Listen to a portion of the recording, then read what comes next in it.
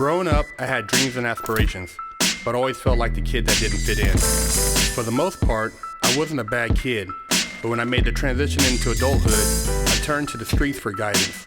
This led to getting locked up in juvenile hall, doing time in CYA, and eventually a 120-month sentence in federal prison. I had a lot of time to think and reflect during my federal sentence, so I share with you what I learned, hoping I can positively influence someone else's life with Prison Talk. What's up, everybody? Big Herc. You tuned into an edition of Prison Talk. I have here Milk, and a lot of times you guys ask us questions that I necessarily don't have the answer to because my experience is different than the question you're asking. So I have the homie here who's gonna kind of elaborate on something you guys always ask us about. Being a white guy, having got involved in a black gang, what was that process, man? What did you just by default become a gang member, or did you have to get jumped in? And you know, was there some type of like ritual that involved you becoming part of that neighborhood, or is it just because you lived in that neighborhood? I wouldn't really say that. It was because when I was 12 and 13, I was claiming. Before I got put on, I was claiming. So I went to jail, and the first like juvenile place, you know, I was getting into fights and stuff, but I wasn't actually courted on. Mm-hmm. So then once I got out of there, people start talking. Then you got dudes that really don't like me. Now they coming up like, oh, what's up, claiming said you gotta get put on, and all this type of shit. But I already had in my mind that I was gonna get put on. Mm-hmm. So, we had dudes like that. Like, it wasn't easy. Like, I got jumped in, but I didn't get jumped in like I knew when to get jumped in and when not to get jumped in. Like, you do not got enough hood there to get jumped in. Mm-hmm. But I still got show love. I got 2 fair rounds, and then like the third one was like a pack out. That was nothing.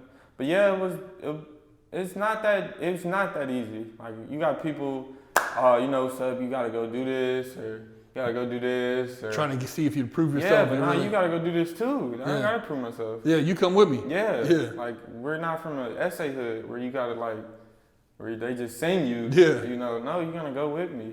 But yeah, it was like harder. I have a lot of people hating on me. Obviously I have to do more because I'm white versus the black dude that's over there that's not doing shit. Yeah. But he's able to kind of play it. Yeah, but he's not doing nothing. But yeah. Was there any other white guys in the gang? No. You were the only one? Yeah. Oh shit. You can go check the stats and you go do all that. It's no other person. It's Mexicans. Yeah. Now it's a lot of Mexicans. Okay. Yeah, it's more Mexicans. So as far as like, once you became involved in the gang, and then whenever you went to juvenile hall, or you said the county, you had to pretty much represent where you were from. Yeah, anywhere on the streets, anywhere. Like, I was just if I went to the county building, if I went to the liquor store, if I went somewhere with my sister, I was banging on people. Like, if I walked up on you first, I was banging on you. Just ignorant and just ready to die for no fucking reason. Yeah, because I gotta be like that, I guess. Yeah. Like, I gotta be more on that. Was the mindset at the time. Yeah, because I got something to prove. I guess I do got something to prove, but I don't. But I do. So, you know how it go. Of course, the other shit, like the fighting, the standing on the block more, then you got, I mean, it was majority, it was like half and half, but I liked it though. Cause I still, like, when I was younger, I know a lot of like older people, like I know a lot of big homies. So I still had certain people like that can stop shit, but then you still got people that's like bullshit. Of course, I don't fuck with a lot of people that's from my set because of shit like that. And do you think that by having been involved in that now, and when you kind of look back, you kind of you learned from that experience, like you took something positive from that? Yeah.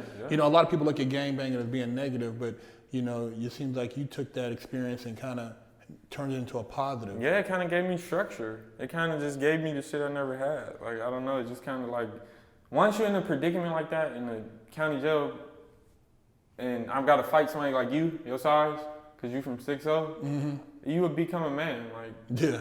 you become a man. And it's just, I learned everything from this. I said, I don't want to do this shit. I said, I'm not about to go get 10 years. Everybody I know with getting hit, getting stretched for no reason. Yeah. I don't want to do it. I can't do it. You know, another thing too, I always tell people, man, because I look back a lot of times and I think about like, you know, the people you call your friends and how important the company you keep is, and how much of a impact do you think that your friends had on your life? A bad impact. Because I had one friend, all he wanted to do was snort cocaine all day. All day. You say he just wanted to toot all day? All fucking day. I mean, Wow. that's okay because that's like the gang culture. Yeah. Like, okay, you go slide on somebody, you go do whatever, you go come back and snort some coke, smoke some weed and shit. Yeah, but this dude want to snort coke all day. Like, it's just, a lot of that shit was bad. And then when I said, okay, I'm about to get a job, that's when everybody started Tripping, hating, mad, now it's a problem, oh, you want to work. But so people were actually mad at you because you want to work? Yes. Because you were trying to pull away and do something? Yeah. And see, that's another thing too. I tell people, like, just like you say you got quoted on, it's tension in, tension out. You can't go and hang and then think you're going to lead these people and they're just going to be happy that you're leaving. Yeah, it's like blood in, blood out. That's right, shit. that's right. I'm ready for all that. Yeah. I mean, I didn't run from LA. Like, I'm still from my area. Like you got other people that's from over there that went to Vegas, Lancaster, they left. I'm still here. Yeah. I go to every place, the Beverly Center I'm at, everywhere. So whoever want a problem with me, they can. And what positive influence have you put yourself around after having been through that experience? I mean, exposure that you felt like kind of gave you more of a positive influence, you know, because you said that being around the gangs gave you one type of perspective. And then, you know, on the flip side, you know, going to Beverly Hills, maybe going out to a nice place, meeting people who are doing legitimate things.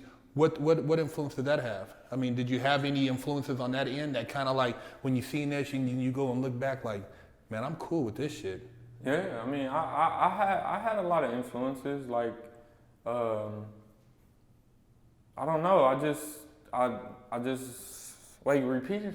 I'm saying as far as like once you like having had the perspective of the gang type of environment, then you say, hey, you go over here and maybe you go to Roof Chris, or you get around some people who are more, say, legitimate, like you said, working and stuff, and you started seeing that. I mean, how that put everything into perspective once you started seeing this other lifestyle. It was crazy. You know, I just felt like I wasted years. I felt like I wasted my fucking life. I felt like I wasted from 18 to like 24. Not doing shit. Just I fucked my life up. When you start seeing like, God, these motherfuckers I'm are like, doing damn. that. I'm like, I'm living over here, not doing shit. But I'm poor. I'm fucking. I'm nothing. Yeah, I'm wasted 4 years of my life, 5 years of my life, standing around doing nothing.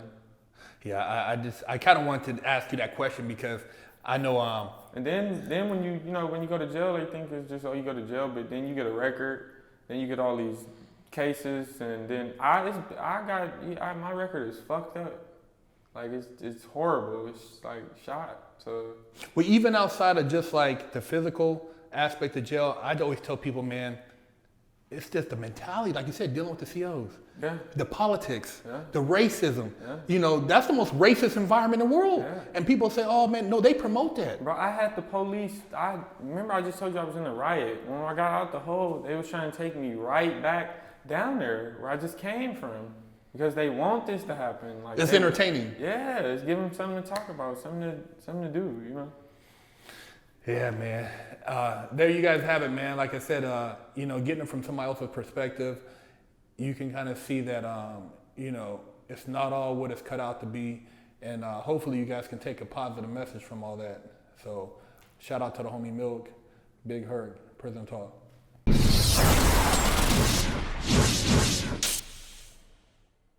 Lockdown's over. Get your yard time in. Exclusively at FreshOutSeries.com.